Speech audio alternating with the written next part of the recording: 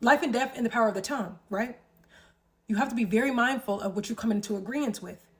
You're making an agreement, you're making a contract when you say, I don't have nothing to give, I don't have nothing else to give. Those are lies from the enemy. You cannot come into agreements with that. Say, I declare and decree today that I come out of agreements with that. I have something to give. I have a voice.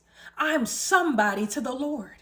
And if you're somebody to the Lord, to be honest with you, that's all that matters, because if you look around, this world is dying.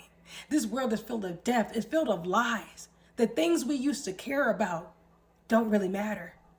What everybody else tell you that you ought to care about, it does not matter. And it talks about that in Matthew.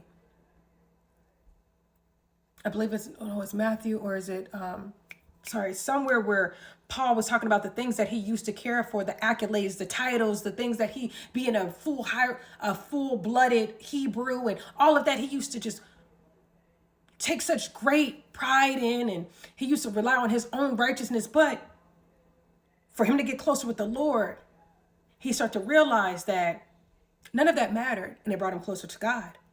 So the things that this world said that you ought to care about, it doesn't matter. And once you learn to just like disregard those things, you can focus on what God really has for you and what he says matter, what he wants for you. And we will suffer for his name. But remember, suffering is not always. When we're called back home, we have the promise of being with him for eternity.